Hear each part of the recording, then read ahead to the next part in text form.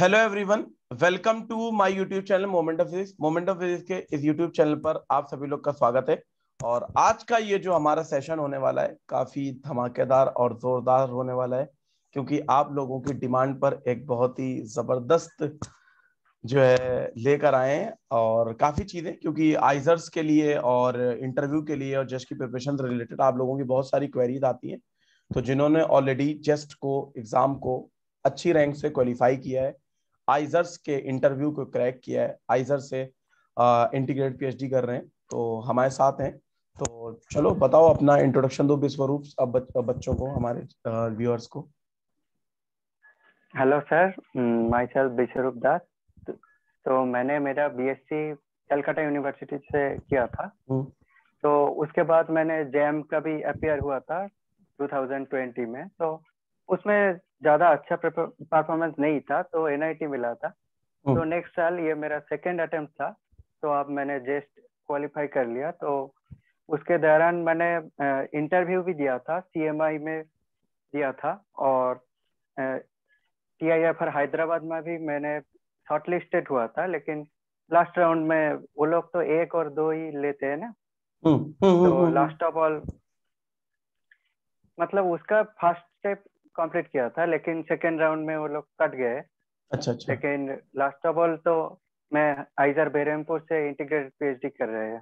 तो आइजर बहरामपुर का तुमने इंटीग्रेटेड पीएचडी करो, आइजर बहरामपुर का तुमने निकाला है इंटरव्यू। और कौन सी आइजर का तुमने नहीं हुआ था सेकंड राउंड में? नहीं, एक्चुअली आइजर नहीं, मैं टीआईएफआर हैदराबाद की बात अच्छा, कर रहा हूँ। TIFR Hyderabad, sorry. एक्चुअली इस साल जेस्ट लास्ट ईयर जेस्ट जब हुआ था तब भी सबका फॉर्म निकल चुका है। तो मैंने और किसी में भी नहीं अप्लाई किया था। मैंने ओनली आइजर बेरमपुर से ही अप्लाई किया था, और टीआईएफआर वाले बुलाए थे इंटरव्यू में, तो उसमें नहीं हुआ। लेकिन आइजर में एक ही दिया था, उसमें हुआ। बस यही 2 जगह इंटरव्यू दिया था? Yes sir. अच्छा, रिकमेंडेशन तो हम ही ने लिख के दिया था तुम्हारा? हाँ, वो टीआईएफआर आप ही ने वाले का लिख के दिया था, और बहरामपुर का भी लिख के दिया, दोनों का लिख के दिया था? नहीं, आपने दोनों टीआईएफआर में भी लिख के दिया था। अच्छा, रिकमेंडेशन और लिख के दिया। बेरमपुर का, हाँ, बेरमपुर का मैंने सेंड करना ही भूल गया। अच्छा, वो नहीं भेजा था तुमने रिकमेंडेशन? नहीं। अच्छा, चलो कोई दिक्कत नहीं। फिर भी इंटरव्यू अच्छा गया था तो हो गया। तो जैम 2022 की जो प्रिपरेशन की तुमने, तो उसमें जो है विश्वरूप का कहना यह था कि इनको एनआईटी वारंगल मिली थी, और आईआईटी मिल जाती तो शायद एडमिशन भी ले लेते, लेकिन शायद लेते, लेकिन आइजर, आई थिंक हाँ, आइजर मतलब तुम्हारा पहले से ही रिसर्च का वो था कि मुझे करना है। अच्छा देखिए, जो लोग अपने मिशन के ऊपर वो होते हैं कि मुझे करना है, तो जब इन्होंने अपने बीएससी थर्ड ईयर में जैम का एग्जाम दिया, एनआईटी वारंगल मिली, एडमिशन नहीं लिया, नेक्स्ट ईयर इन्होंने जैम का एग्जाम ही नहीं दिया कि नहीं मुझे जाना है तो रिसर्च इंस्टीट्यूट ही जाना है। तो जस्ट का ही जो है विश्वरूप ने जो है अप्लाई किया। और जैम का एग्जाम तुमने 2021 में नहीं दिया था ना? नहीं सर, जहां तक मुझे याद है नहीं दिया था, जस्ट का खाली तुमने दिया था। हाँ, तो हाँ। जस्ट क्वालिफाई कर लिया। अच्छा, जस्ट की परफॉर्मेंस तो बताओ, जस्ट के मार्क्स और रैंक्स तो बताओ बच्चों को। जस्ट में मेरा मार्क्स अराउंड 33 पॉइंट समथिंग था, तो उसमें ही मेरा रैंक आया 55। तो ये एक बहुत ही डिसेंट रैंक होती है। व्यूअर्स को मैं बताना चाहता हूँ, मतलब जस्ट जैसे नेशनल लेवल के एकदम फिजिक्स के टफेस्ट एग्जाम में से एक है, और उसमें अंडर 100 स्कोर करना, इस मार्क्स रैंक लाना काफी बड़ी बात है। हाँ, तो फिर आगे क्या बता रहे थे? तो मैं ये बताऊंगा कि ये पूरा स्ट्रेटेजी के ऊपर डिपेंड करता है बहुत कुछ। आई थिंक मतलब क्वेश्चन तो 3 पार्ट में होता है, I think section A, section B, section C. तो मेन स्कोरिंग पार्ट है ना, जो 3 मार्क्स वाला एमसीक्यू, तो मैंने उसमें ज्यादा ध्यान दिया। और टॉपिक को पहले फिक्स किया कि मेरा 4 टॉपिक ठीक से करना है। कि पहले जो classical mechanics, quantum mechanics, math methods और इलेक्ट्रोडायनामिक्स, अगर ये 4 चीज अगर ठीक से हो गया तो मैं आराम से अंडर 100 मतलब रैंक ला सकता हूँ। ये तो है। तो इसके हिसाब से ही मैंने नोट्स बनाया था। इसके साथ नोट्स बनाया था। अच्छा, तो यहाँ पर जो हम लोग का आज का ये डिस्कशन है, ये जो हमारी टॉक है, ये जो इंटरव्यूज को हम लोग 3 उसमें बांट लेते हैं। ऐसा करते हैं, राउंड 1 में तुम आइजर्स के बारे, आइजर बहरामपुर का जो तुम्हारा एक्सपीरियंस है वो बताओ। ठीक है, क्योंकि बच्चों को जानना रहता है एक्सपीरियंस के बारे में। और उसके बाद तुमने जेस्ट की प्रिपरेशन कैसे की उसके बारे में। और फिर थर्ड राउंड में हम लोग बात करेंगे इंटरव्यू में तुमने कैसे प्रिपेयर किया और किस तरह के प्रॉब्लम्स क्वेश्चंस तुमसे पूछे गए थे। तो सबसे पहले यही सवाल है कि आइजर बहरामपुर का तुम्हारा एक्सपीरियंस कैसा है और किस मोड में अभी तुम पढ़ रहे हो, ऑफलाइन मोड में पढ़ रहे हो, ऑनलाइन मोड में पढ़ रहे हो, और एक्सपीरियंस तुम्हारा कैसा है? नहीं, अभी मेरा पहला ही सेमेस्टर खत्म हुआ है, तो आइजर बहरमपुर का टीचिंग जो स्टाफ है ना, टीचिंग का जो स्टाफ है वो बहुत ही बढ़िया है, बहुत ही बढ़िया है। और अभी तक तो ऑफलाइन क्लास नहीं हुआ है, ऑनलाइन ही क्लास चल रहा है। फिर भी उन लोगों का जो कोर्स, हर कोर्स में उन लोगों का जो डिटर्मिनेशन वो भी अलग लेवल का है। अच्छा। तो मैंने बहुत सी दोस्तों से बात की कि उन लोगों का एमएससी का कैसे पढ़ाना चलता है, कैसे चल रहा है, तो उन लोगों से कंपेयर किया। तो ये लोग पढ़ाता है ना, ये थोड़ा रिसर्च ओरिएंटेड पढ़ाते हैं और ज्यादातर इंटर्नशिप ये सब में ज्यादा ध्यान देता है। हम लोगों का सेमिस्टर ही होता है 4 महीना के, जैसे कि हर कोई एनआईटी आईआईटी में सेमिस्टर होता है 6 मंथ लेकर, इधर 4 महीना सेमिस्टर होता है, बाकी का रहता है इंटर्नशिप के लिए।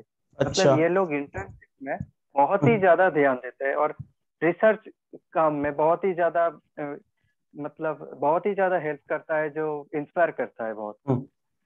तो बेसिकली आइधर का जो रिसर्च इंस्टीट्यूट का तो मतलब यही है कि लोग जो जाना चाहते हैं कि भाई पीएचडी करनी है मुझको, क्यों ना एमएससी से ही उस लाइन में आगे बढ़ जाएं। और जो इनका करिकुलम है, जो पूरा एमएससी का जो सिलेबस होगा, इन्होंने पूरा डिजाइन इसी तरीके से कर सका है कि जो रिसर्च एप्टीट्यूड ऑफ फिजिक्स की वो शार्प हो, उसके तरह से जो है सोचो फिजिक्स को, उस पॉइंट ऑफ व्यू से सोचो कि जो है रिसर्च में कैसे आगे बढ़ना है। तो यही है मतलब रिसर्च के पॉइंट ऑफ व्यू से। अच्छा।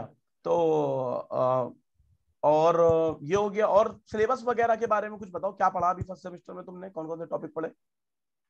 तो मैंने सोच लिया कि मुझे वो जो बीज वाले पार्ट में, मतलब 3 मार्क्स वाला एमसीक्यू, उसमें से 15 क्वेश्चन रहता है। वो तो अभी हम लोग जस्ट का पूछेंगे, मैं पूछ रहा हूँ एमएससी में तुमने कौन कौन से टॉपिक्स पढ़े अभी, पढ़े मतलब इस सेमेस्टर में?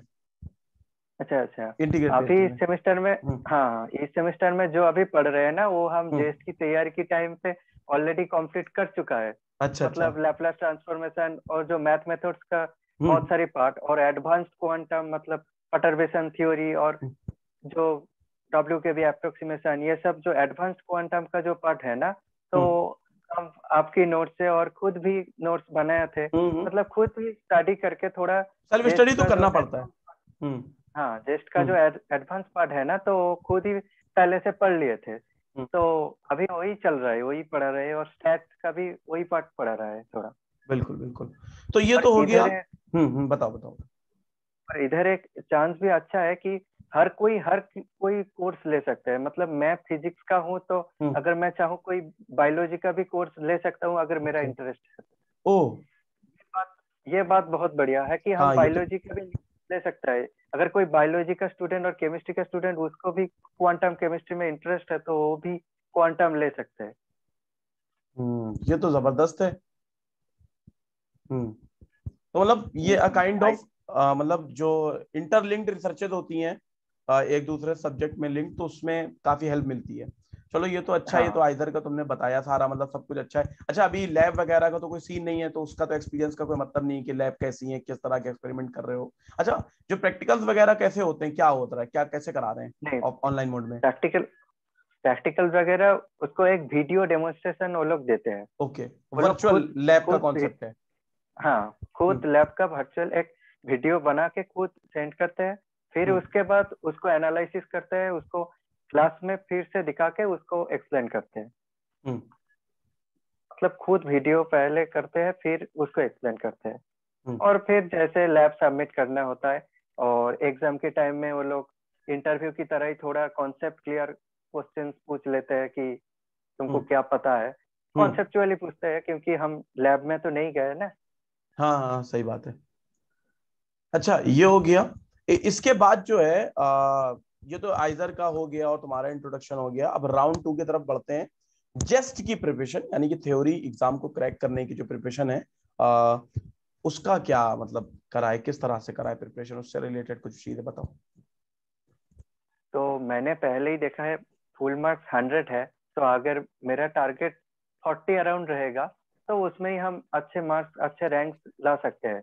तो मैंने इस हिसाब से सब्जेक्ट चुना पहले कि किसमें वेटेज ज्यादा है। हाँ, तो बिल्कुल मैंने देखा कि क्लासिकल क्वांटम मैकेनिक्स और इलेक्ट्रोडायनामिक्स और मैथ मेथड्स अगर हम कर लेंगे तो उसमें ही मेरा मैक्सिमम कवरेज हो जाएगा। बाकी का बाकी का इम्पोर्टेंस है, बाकी का अगर टाइम मिलेगा तो देखेंगे ऐसे।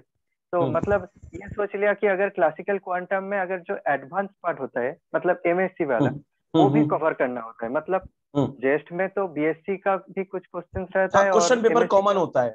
पीएचडी हाँ, वालों का और कॉमन इंटीग्रेटेड पीएचडी वालों का क्वेश्चन पेपर कॉमन होता है, कॉमन तो होता है। हम तो वो भी क्वेश्चन प्रॉब्लम सॉल्व कर सकते हैं। हाँ हाँ, मतलब उसमें भी एमएससी का भी थोड़ा बहुत पार्ट रहता है। मतलब अभी जो हम पढ़ रहे हैं तो उसको भी थोड़ा प्रिपेयर कर लेते तो मतलब कर लिया, इसलिए आसान हुआ एक्चुअली।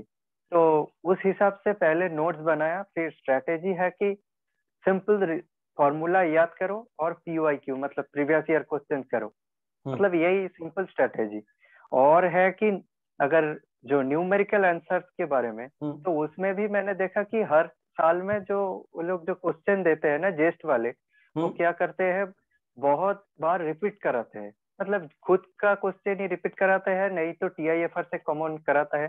तो मैंने क्या किया कि एक कॉपी में एक अलग से लिखकर जेस्ट का और टीआईएफआर का मतलब क्वेश्चन खुद प्रैक्टिस किया। अगर जो नहीं हुआ उससे टीचर से मदद लिया, ऐसे मतलब खुद प्रैक्टिस किया पीआईक्यू। तो उस हिसाब से चल के मुझे फायदा भी मिला है।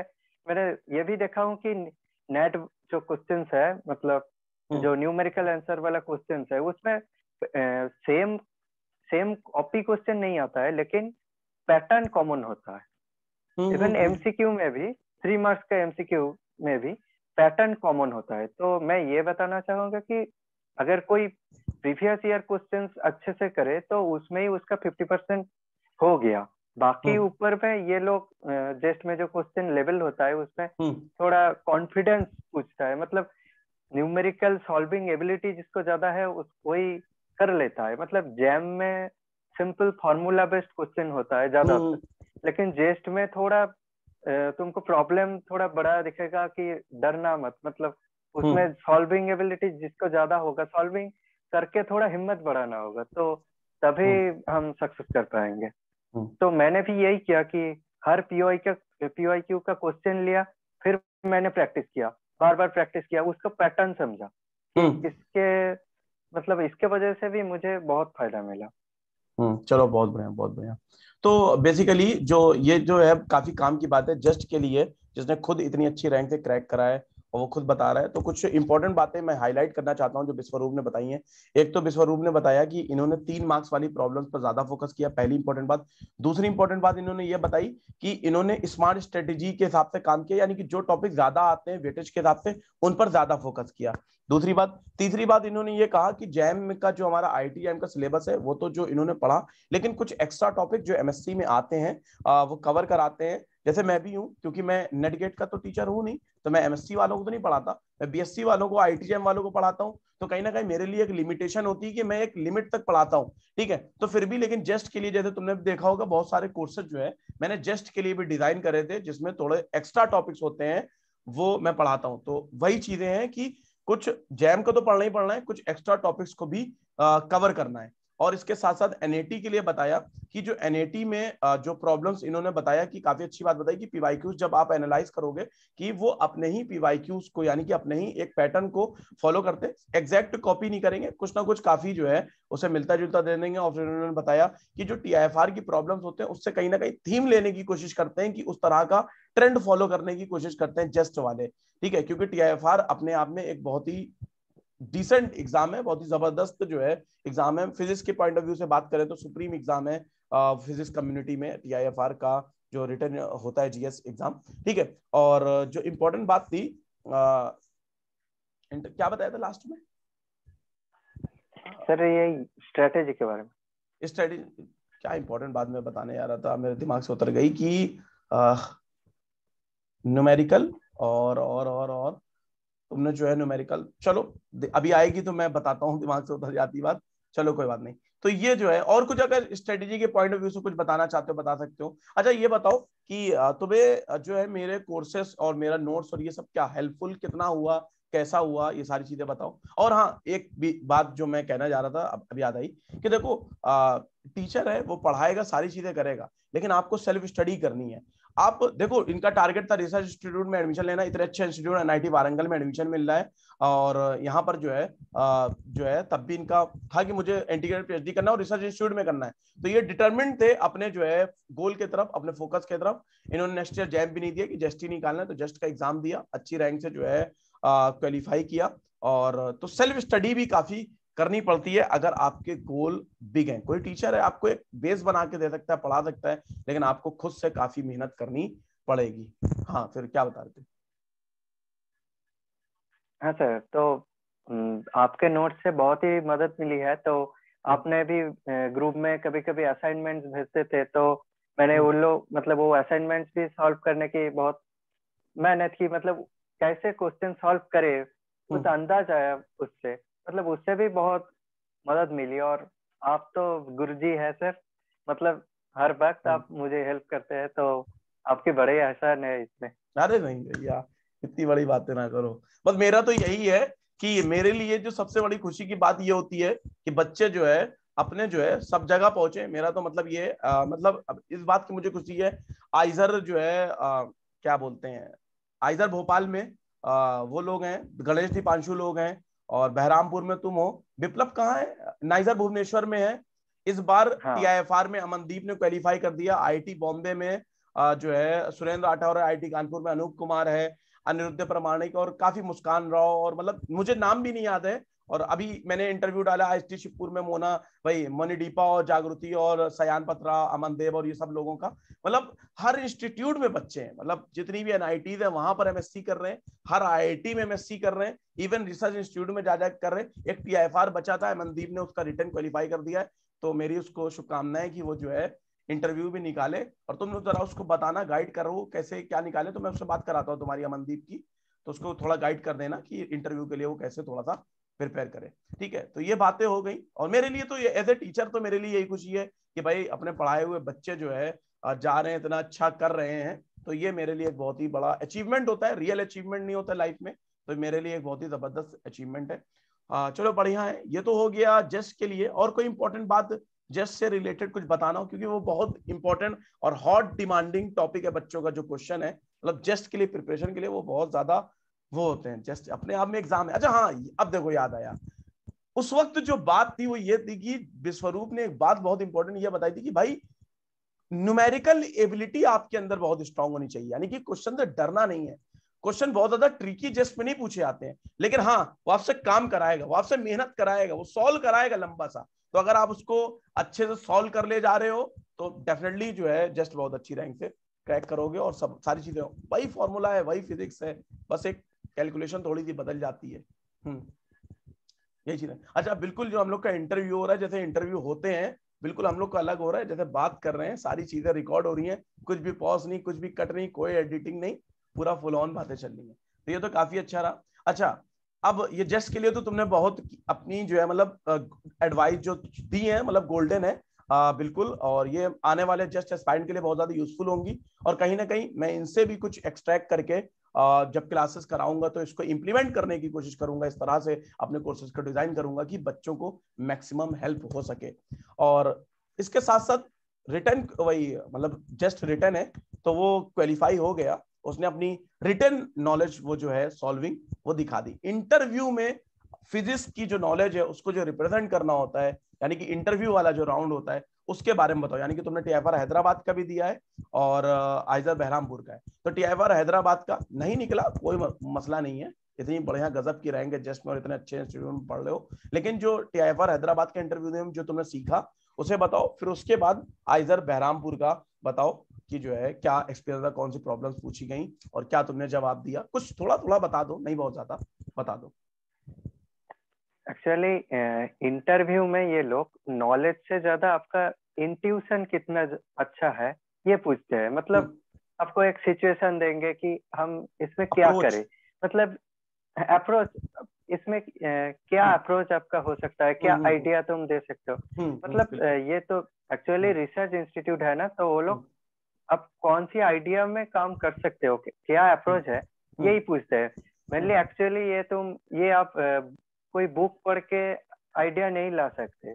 हम कभी कभी ये बेसिक जो क्वेश्चन पूछ लेते हैं कि बेसिक कॉन्सेप्चुअल नॉलेज, वो तो सबको ही पता है, लेकिन अगर जिसमें सिलेक्शन डिपेंड करता है, अगर सिलेक्शन होगा कि नहीं होगा, ये थोड़ा आपका कॉन्फिडेंस कितना है, आपको एक कंडीशन देगा। शायद मुझे एक हाइड्रोजन एटम वाले क्वेश्चन किया था, शायद अभी याद नहीं आ रहे। वो मतलब सबको पूछते हैं उसमें ठीक, हाइड्रोजन एटम, TFR वालों का फेमस हाँ, क्वेश्चन है। हाँ, तो उसमें सिर्फ उन लोगों को बोला कि आपका आइडिया क्या है, मतलब सॉल्व नहीं करना है, आपको पता नहीं है तो मतलब ठीक है, उनको लेकिन आपका, इक्वेशन से एक मतलब नहीं कि आप उनको ड्राइव करके दिखाओ। They want to know the हाँ approach, how you think about the physics. हाँ हाँ, मतलब मेमोराइज करके कुछ बताना नहीं, मतलब आपको आप सोच के बताइए। तो मतलब TIFR में इंटरव्यू देके बहुत कुछ सीखने का तो मिली है। मतलब उन लोगों का जो क्वेश्चन लेवल, और वो लोग बहुत अच्छे क्वेश्चन पूछते हैं एंड आपका कॉन्फिडेंस चेक करते हैं। मेन बात ये है कि आप अगर डर गए तो उधर ही हो गया, फिनिश। और एक्चुअली सिलेक्शन रेशियो सर बहुत ही कम होता है। मतलब अगर शॉर्टलिस्टेड भी 100 लोग होते हैं तो उसमें से दो तीन को ही बुला लेते हैं। अगर मैंने मतलब जेस्ट से और TIFR से कुछ बुलाते हैं ऐसे, मतलब सिलेक्शन रेशियो बहुत ही कम है। तो उसमें अगर एक्स्ट्रा करिकुलर कुछ दिखा पाओगे तो तब भी सिलेक्ट होगे, ऐसा कुछ लेवल में जाते हैं। और आइजर में बात थोड़ा अलग है। वो लोग थोड़ा कॉन्सेप्ट भी पूछते हैं, थोड़ा मेमोराइजेबल क्वेश्चंस पूछते हैं, जैसे कि बेसिक क्वेश्चंस ही पूछते हैं सबको। और कुछ और मेन थिंग की है आपका रिसर्च कौन सी डिपार्टमेंट में करना चाहते हो, मतलब किस तरफ तुम जाना चाहते हो, ये सब में पूछते हैं। अगर कोई बोलता है कि हाई एनर्जी फिजिक्स में जाता है शायद, तो उसको पूछेंगे कि हाई एनर्जी क्या है, हिग्स बोसॉन के बारे में कुछ सुना है कि नहीं। मतलब ऐसे कुछ सवाल जो तुम प्रिपेयर करके कोई नहीं कर सकते, मतलब कुछ बाहर से भी आ सकते हैं। ये खुद सोच के और खुद का बेसिक नॉलेज से आंसर देना है एक्चुअली। समझ गए। और कोई क्वेश्चन वगैरह कुछ याद है जो तुमसे पूछा गया हो, कुछ तुमने जो जवाब दिया अभी याद हो? कोई वो नहीं, थोड़ा सा सोच लो पर्टिकुलर क्वेश्चन। एक्चुअली आइजर बेरमपुर में मुझे ज्यादा टफ क्वेश्चन नहीं पूछा था, और इलेक्ट्रोडायनेमिक्स का क्वेश्चन ही पूछा था, बहुत ही फेमस जो मैक्सवेल रिलेशंस, उधर से ही क्वेश्चन पूछा था। तो उधर मैग्नेटिक मोनोपोल अगर एग्जिस्ट नहीं होता था तो तब क्या होता। डाइवर्जेंस तो ऑफ बी वाला, हाँ, जीरो जो तो होता है। उसके साथ, हाँ, वो अगर नहीं होता था तो क्या होता, मतलब बाकी का जो 4 इक्वेशंस है जिसके साथ मैग्नेटिक फील्ड रिलेटेड है, तो सब में एक अलग करके टर्म आता था। तो मतलब उसको ही अलग से एक्सप्लेन किया था, तो शायद उसमें ही मतलब ठीक ठाक गया था। अच्छा, तो वही मतलब तुम्हें लगता है ऐसा कि उसी की वजह से ही तुमको क्वालिफाई कर दिया गया? हाँ, सही हाँ, चला गया क्योंकि वो। क्योंकि क्योंकि दो टीचर का रेफरेंस देना पड़ता है, तो मैंने जिस दोनों को दिया था उन लोगों ने करना ही भूल गए। अच्छा अच्छा। मतलब जो रेफरल देता था तो उन दोनों टीचर ही रेफरल देना भूल गया, तो आई नहीं, थिंक हमसे जो कहा था, रेफरेंस हमसे के ऊपर, TFR वाला कहा था। हाँ हाँ, नहीं आपसे नहीं कहा था तब, मतलब और एक टीचर का बताया था, तो उसने करना ही भूल गया। आपने तो कर दिया था ICTS और TI पर हैदराबाद का, तो ICTS का नहीं दे पाए क्योंकि शेड्यूल टाइमिंग ठीक ठाक नहीं हुआ था, इसलिए अच्छा नहीं अच्छा दे अच्छा। पाए। ICTF का इंटरव्यू नहीं दे पाए थे। हम्म नहीं, हम्म। तो उसके बावजूद सिलेक्शन हो गया। तो मुझे लग रहा था कि ये मैक्सवेल रिलेशंस वाला क्वेश्चन थोड़ा अच्छा लगा, तो इसलिए सिलेक्शन कर लिया।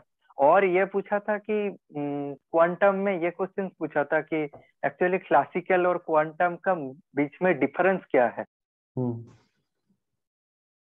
कोशिश कर रहे हैं ना क्लासिकल और क्वांटम में, तो उसमें डिफरेंस क्या है, और दोनों एक साथ अगर तुम मतलब दोनों कॉन्सेप्ट को तुम कंबाइन कर सकते हो कि नहीं। तो याद हो मॉडर्न फिजिक्स के कोर्स में पहली वाली क्लास में ही मैं कहानी दिखा बताता हूँ पूरी, तो वो हाँ बताया था क्या कुछ उससे रिलेटेड? हाँ, मतलब थोड़ा ही उससे ही आसपास ज्यादा कुछ नहीं बताया था। मतलब, हाँ मतलब यही सब जो है चीजें रिलेट। और लेंथ कॉन्ट्रेक्शन में जो है मैंने ये भी एक्सप्लेन करा था कि ये हमारा जनरल फिनोमिना है बेसिकली क्वांटम मैकेनिक्स। हाँ हाँ हाँ तो यही हाँ यही पूछ लिया, मतलब जो कुछ पढ़ाया जा रहा है, जो किताबों में लिखा है, जो टीचर्स बताते हैं वही सब पूछेंगे वहां पर। बेसिकली जो हमको जो समझ में आया सीन, कि वो कॉन्फिडेंस का सारा खेल होता है। हाँ हाँ कॉन्फिडेंटली वही। उनको क्या बोल सकते हो, वो तुम्हारे दिमाग में चल क्या रहा है, वो उसको रीड करना चाहते हैं। हम्म। हम्म। और बहुत सारे लोग क्या होता है इंटरव्यू के टाइम पे डर जाते हैं, तो हम्म। मतलब यही बात, ये डर ही मतलब फेलियर का कारण हो जाता है। तो हम्म। ऐसे कि कॉन्फिडेंस रखना है, जो भी होगा देखा जाएगा। मुझे अब तक जो भी पढ़ा है उसके ऊपर ही हम आंसर देंगे, ठीक हम्म। है। मतलब कॉन्फिडेंस रखना बहुत ही बड़ी बात है इसमें। हम्म। ये तो है। तो आज हम लोगों ने काफी बातें की, और इंटरव्यू का एक्सपीरियंस तो मैं सभी अपने बच्चों को जो इस वीडियो को देखेंगे, जो भी हमारे व्यूअर्स हैं, उन सभी को मैं बताना चाहता हूं कि इंटरव्यू का एक्सपीरियंस भी आप लोगों को मिल गया। और कभी जो है याद कर लेना, कुछ क्वेश्चन अगर याद आ जाए तो मुझे लिख के बता देना। तो I will post a video on that कि इंटरव्यू में क्या क्वेश्चन पूछे हैं। I am thinking to post a collection of interview question जो मतलब पूछे गए। उस समय ऐसा कुछ आइडिया थीम मेरे दिमाग में चल रहा है, तो विल सी। वो तो इन फ्यूचर काम है, कई सभी हाँ बच्चों से थोड़ा थोड़ा पूछ तो लेंगे। हम्म। तो मैंने बहुत सारे स्टूडेंट से इंटरव्यू के क्वेश्चन जिन लोगों को पहले हुआ था उससे भी पूछा था।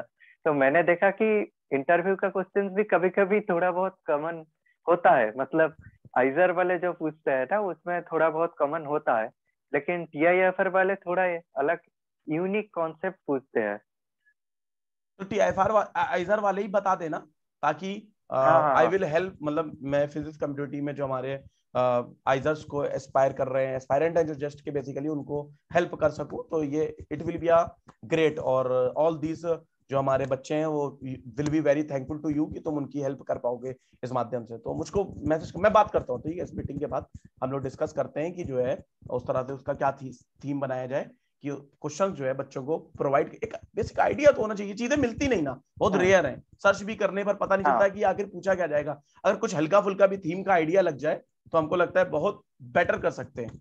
ठीक है, ये तो अच्छा है। तो आज जो है इंटरव्यू के एक्सपीरियंस आ गया कि इंटरव्यू में क्या होता है, और जो एडवाइसेस आए हैं विश्वरूप की तरफ से जस्ट के लिए, बहुत ही कीमती और बहुत ही इंपॉर्टेंट एडवाइसेस आई हैं। और आइजर का जो एक्सपीरियंस है, और आइजर में जो मतलब विशेषताएं हैं, जो खास बात है कि वो रिसर्च एप्टीट्यूड टाइप का वो पढ़ाते हैं, रिसर्च ओरिएंटेड वहां पर जो करिकुलम है इंटीग्रेट पीएचडी का। अच्छा, ये बताओ कि अभी इंटीग्रेट पीएचडी में एडमिशन ले लिया है, तो पीएचडी तो करनी है हाँ। आइजर बहरामपुर से, यही डिसाइडेड है कि 3 साल बाद कहीं और कुछ ऐसा सोच रहे हो क्या दिमाग में?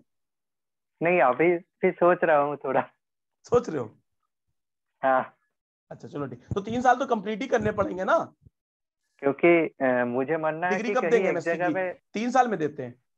3 साल में देते हैं। हाँ, तो ये भी सभी ये बच्चे नोट करें कि इंटीग्रेटेड पीएचडी में एडमिशन लेने के बाद अगर आप चाहते हो छोड़ना, तो 3 साल कम से कम पूरे करो, पास करो, तभी आपको एमएससी की डिग्री मिलेगी।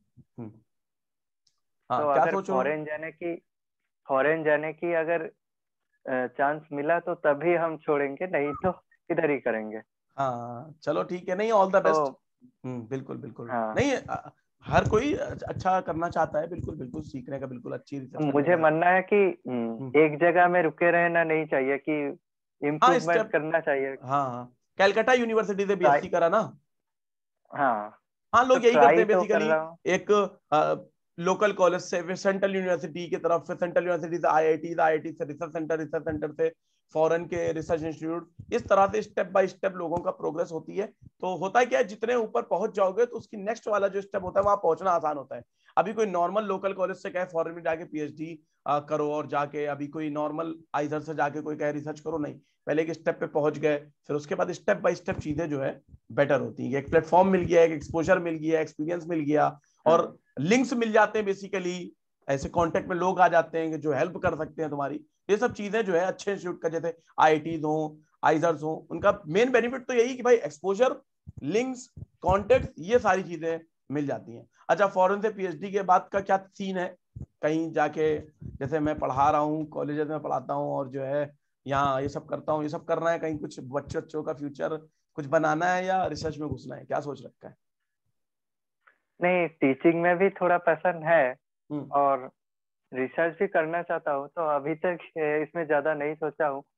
फिर पोस्ट डॉक भी करना चाहता हूँ पहले। हाँ, तो वो हो भी सकता है बाहर कुछ से। हमारे व्यूअर्स को ना मालूम हो पोस्ट डॉक क्या होता है।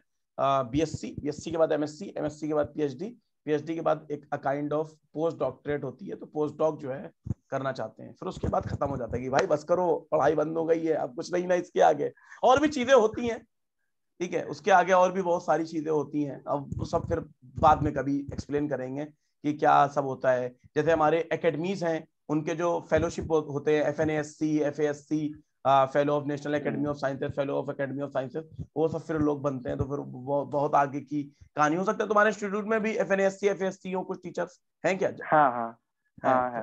तो फिर वो सब तो फिर बहुत आगे की बात होती है। अच्छा, रिसर्च पेपर पर कुछ क्या, कुछ गाइड आइड कुछ मिला क्या? अभी कुछ सुपरवाइजर कब से मिलेगा, कुछ बताओ, मतलब कब नहीं अभी अपॉइंट तो, हो गए, किसके अंडर अभी में, जब किसके? अभी नहीं। एमएस, नहीं अभी नहीं, वो शायद थर्ड और फोर्थ सेम की बात ही हाँ, मिलेंगे कि थर्ड के बाद पेपर मेरे है। ख्याल से होता होगा। फोर्थ वाला जो सेम हाँ होता होगा वो बेसिकली एमएससी से पीएचडी की तरफ ट्रांजिशन का पीरियड होता होगा। कि तुम हाँ एमएससी से हाँ पीएचडी हाँ में जा रहे हो तो उसी फोर्थ सेमेस्टर में ये सारी चीजें कराते होंगे, सुपरवाइजर और सारी चीजें, रिसर्च प्रपोजल वगैरह हाँ। की क्या करना है, किस चीज पे काम करना है, इस तरीके से चीजें होती हैं। अच्छा, तो क्या सोच रखा है, किस पे काम करोगे, कुछ बताओ दर्शकों को, हमारे व्यूअर्स को, बच्चे इतनी तो उत्सुकता से मैंने जानने की तो कोशिश कर। हाई एनर्जी फिजिक्स के बारे में सोच के रखा हुआ अभी तो। अच्छा, ये बताओ, ये चल क्या रहा है दुनिया में कि अब बच्चा जब छोटा होता है, बस उसको वो फिजिक्स का मतलब क्या होता है? एस्ट्रोफिजिक्स, चांद सितारों को देखना, उनको ऑब्जर्व करना, उनकी स्टडी करना, वो इसी को ही फिजिक्स समझता है। तो जब वो आता है, बड़ा होता है, 11th 12th में आता है, कहता है एस्ट्रोफिजिक्स का तो कोई टॉपिक ही नहीं है भाई, ठीक है। तो वो कहीं ना कहीं सोचता है और फिर इंस्टीट्यूट ढूंढता है, तो इंस्टीट्यूट भी नहीं मिलते। 2-4 इंस्टीट्यूट है भारत देश में, कम होते ही है क्योंकि फील्ड इतनी वास्ट नहीं है। तो जो लोग ये समझ जाते हैं कि भाई एस्ट्रोफिजिक्स में, एस्ट्रोनॉमी में तो इतना ज्यादा नहीं है, इतना आसान नहीं है, इंस्टीट्यूट भी कम है और कुछ पढ़ाया भी नहीं गया कि उसकी नॉलेज और हम जाके स्विच कर सकें। तो बच्चे सोचते हैं फिजिक्स में चलो मेन मेन फिजिक्स की फील्ड में आ गए, उसमें ये हाई एनर्जी फिजिक्स कैसा, क्या क्रेज है, इसमें क्या जादू। जिस बच्चे के मुंह से सुनो सर हाई एनर्जी फिजिक्स में जाना, high energy physics, high energy physics का क्या राज, क्या, क्यों कह रहे हो तुम हाई एनर्जी फिजिक्स, क्या जानते हो उसके बारे में, बताओ। नहीं मतलब हम्म। इंटरेस्ट आता है थोड़ा बहुत। मैं नाम सुन मतलब के अच्छा लगता है, कुछ मैंने, हाई, नाम में भी हाई आ गया, और कुछ एनर्जी एनर्जी रिलेटेड, कुछ एटम बॉम्ब टाइप बनाएंगे कुछ। एक माइंड में बच्चे के first impression high energy physics के बाद यही आता है, कुछ एटम बॉम्ब वॉम्ब टाइप कुछ काम होगा और सब हिग बोसोन और सब पार्टिकल कोलाइड कराएंगे और एक्सेलेरेटर और ये सारी चीजें दिमाग में आती हैं। तो वो लिंक करता है उसको, सोचता है कुछ इंटरेस्टिंग होगा, हम भी कुछ बनाएंगे नासा टाइप। हम्म। ये वाली फीलिंग भी थोड़ा कम करता है, इसकी वजह से ही बहुत सारे लेते हैं कि हाई एनर्जी फिजिक्स में हम्म। कुछ नया इन्वेंट करेंगे कि नया पार्टिकल लेके। हाँ, नोबेल का रास्ता आसान हो जाएगा, ये सब भी चीजें रहती हैं। तो ये सेशन हमारा डेफिनेटली बहुत ही सुपर डुपर हिट होने वाला है। और ये जो है मतलब डेफिनेटली हम अपने बच्चे जो है इसको लाइक करने वाले हैं। और बताओ कुछ रिसर्च के बारे में कुछ।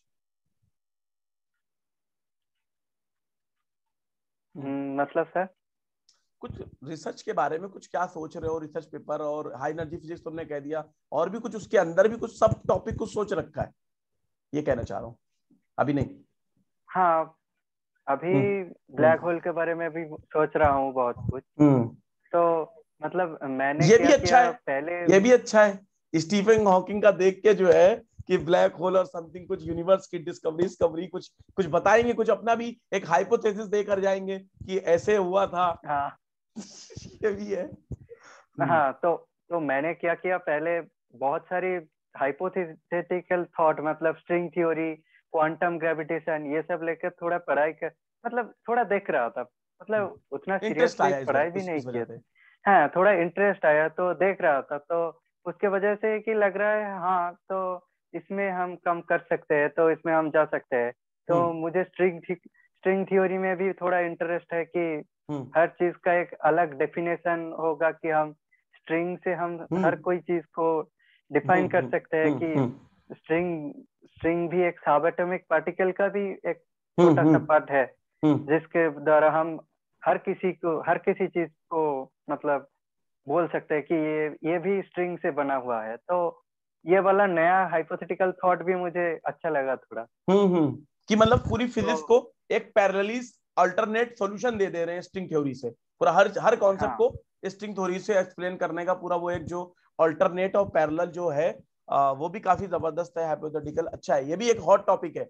सही कह रहे हो, ये भी हॉट टॉपिक है। अच्छा, यही चीज जो आज हम लोग डिस्कस कर रहे हैं, हाई एनर्जी और ये स्ट्रिंग थ्योरी, ये सब चीजें आज से 10 साल पहले की मैं बात करूं तो हमारे जो हॉट टॉपिक हुआ करते थे, जो बच्चे जो है बहुत इंटरेस्ट लेते थे, like nano energy, nano science something. अब नैनो तो नॉर्मल हो गया, अब चलन में आ गई चीजें। जब से नैनो कार लॉन्च हुई है तब से हमको लगता है नैनो टेक्नोलॉजी में लोग जाने की जो है नहीं सोचते। पहले बहुत हॉट टॉपिक था नैनो टेक्नोलॉजी करना है, नैनो टेक्नोलॉजी कुछ। हाँ हाँ, अभी थोड़ा सा उसका बच्चों के माइंड में थोड़ा वो चीजें कम हुई है।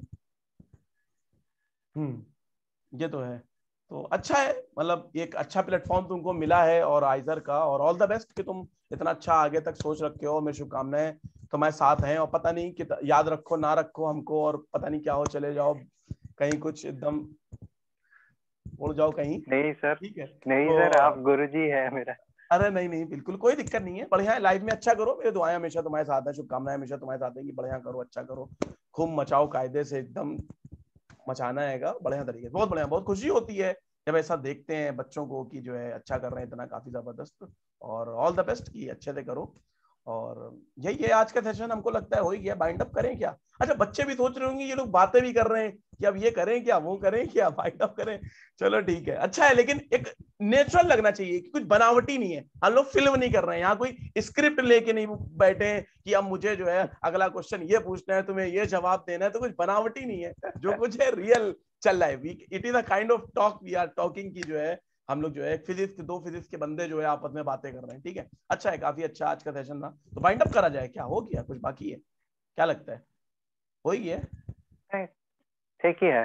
हाँ चलो ठीक है, बढ़िया है। और ऑल द बेस्ट तुमको कि तुम जो है अच्छे से आगे लाइफ में कुछ बढ़िया करो और खूब कायदे से मचाओ। और ऑल द बेस्ट। और थैंक यू इसके सर। साथ साथ जो है जस्ट के हमारे इस साल के एस्पायरेंट जो है देने वाले हैं, तो उनको विशेष तुम दे दो, जो बच्चे देखेंगे उनको ऑल द बेस्ट बोल दो एटलीस्ट तुम, हमारे जस्ट 2022 एस्पायरेंट को। और कुछ कहना चाहते हो हाँ कुछ उनके सबको। लिए, छोटी सी एडवाइस दे दो। हाँ हाँ, सबको ऑल द बेस्ट। और मैं बताना चाहूंगा कि अगर कोई हर कोई अगर स्ट्रेटेजी मानकर चलेगा तो डेफिनेटली हम्म मतलब 30-40 मार्क्स लाना बहुत ही इजी काम है।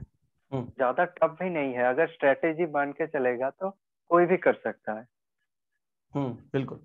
अच्छा, ये तो बिल्कुल सही बात है। अब देखो 100 मार्क्स का पेपर होता है, 30-40 मतलब ला सकते हो। अब बच्चे क्या करते हैं, उनका टारगेट ही 70 मार्क्स होता है कि वो तैयारी करने जाते हैं 70 मार्क्स लाना है। मतलब क्या किस तरह का मीन्स कॉन्सेप्शन बैठा हुआ है, मैं समझ में नहीं आता है। अरे 35-40 मार्क्स पे इतनी अच्छी रैंक आ जाती है, ऑल इंडिया रैंक 100 के अंदर आ जाती है। और 50-70 मार्क्स आर्क्स लाना कोई मजाक थोड़ी नहीं है। हमको लगता है एक दो लोग ले आते हो बड़ी बात है, इतना आसान थोड़ी नहीं होता है जस्ट हाँ में ला पाना। ठीक है, तो और वो भी सब एकदम गॉड गिफ्टेड लोग, जो इंटेलिजेंट नहीं होते, सुपर माइंड, वही सब ला सकते हैं भाई। हम लोग जैसे मैं अपनी बात करूं तो मुझे जैसा नॉर्मल और एक एवरेज जो है बंदा इतना आसान नहीं है कि स्कोर कर सके। ठीक है, तो बच्चों को भी यही है कि इतना बड़ा गोल ना सेट करो कि 55 लाने, 60 लाने, 80 लाने, 99 लाने, 204 लाने हैं 100 में। ठीक है, ऐसा कोई टाइप का ना बनाओ। ठीक है, 35-40 का टारगेट रखो और आईटी जैम का सिलेबस से स्टिक रहो, और उसके साथ कुछ एक्स्ट्रा टॉपिक्स करो जैसे इन्होंने भी करे।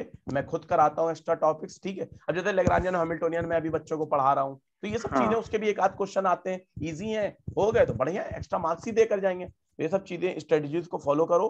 और ऑल द बेस्ट जस्ट के लिए, और मेरी शुभकामनाएं तुम्हारे साथ हैं। हमको लगता है विश्वरूप जो है इन लोग को, बच्चों को टाटा बाय बाय अब कर देना चाहिए। तो इन्हीं चीजों के साथ हम लोग इस सेशन को एंड करते हैं। और ऑल द बेस्ट विश्वरूप को भी। और सबसे इंपॉर्टेंट बात की तुम इतनी बड़ी रिसर्च कर रहे हो, इतना बड़ा तुम्हारा ड्रीम है और इतना बड़ा तुम्हारा गोल है, उस गोल के बावजूद तुमने मुझको वक्त दिया और मेरे साथ आके यहाँ बात कर रहे हो, तो मैं तुम्हारा धन्यवाद और शुक्रिया अदा करता हूँ कि भाई तुम आए और हमारे मोमेंटम फिजिक्स चैनल के जो हमारे कम्युनिटी है, जो हमारे सब्सक्राइबर है और ये जो हमारी फैमिली है, उसकी हेल्प करने का तुमने जो है हमारे माध्यम से, हमारे चैनल के माध्यम से सोचा। उसके लिए धन्यवाद मेरी तरफ से, और मेरे जितने भी सब्सक्राइबर हैं और व्यूअर्स हैं इस वीडियो के, उन सभी की तरफ से धन्यवाद कि तुमने अपना कीमती इंपॉर्टेंट वक्त दिया। ठीक है, और ठीक है, और नहीं एंड सर, करते हैं फिर हम लोग क्या करें? सर ऐसा मत बोलिए, जो भी हुआ आपके आशीर्वाद से हुआ है। तो आपको बहुत ही प्रणाम सर। अरे बिल्कुल बिल्कुल भाई, ये सब नहीं, हमको खुशी हो रही है, बल्कि मतलब बहुत आज मुझे बड़ा एकदम नहीं सीधा चौड़ा टाइप का, एकदम 56 इंची टाइप का नहीं फीलिंग होती है, तो वैसी टाइप की फीलिंग आ रही है, काफी खुशी हो रही है। चलो बढ़िया है, और एंड करते हैं व्यूअर्स। और कोई भी डाउट करे, कोई भी क्वेरीज हो, आप कमेंट बॉक्स में लिखिए, मैं जो है रिप्लाई करने की पूरी कोशिश करूंगा। और अगर ऐसी कोई क्वेरी है जो विश्वरूप से पूछनी है, तो मैं विश्वरूप से पूछ के टाइम ले लूंगा, 2-4 महीने लग जाएंगे इस प्रोसेस में, काफी बिजी आदमी है ये, उसके बाद मैं रिप्लाई कर दूंगा। ठीक है, तो चलो bye everyone, take care, thank you, जय फिजिक्स। वीडियो को लाइक जरूर कर दें, और चैनल को अगर अभी तक आप लोगों ने सब्सक्राइब नहीं करा है तो फटाफट चैनल को सब्सक्राइब कर लो, वरना तुम बहुत बड़ा गुनाह कर रहे हो। फटाफट करो, देखो कितनी जबरदस्त तुम लोगों के लिए आज वीडियो लेकर आए, मचा दो एकदम सब्सक्रिप्शन के बटन पे, फटाफट सब्सक्राइब करो, वीडियो को लाइक करो। Bye everyone, take care, thank you, जय फिजिक्स।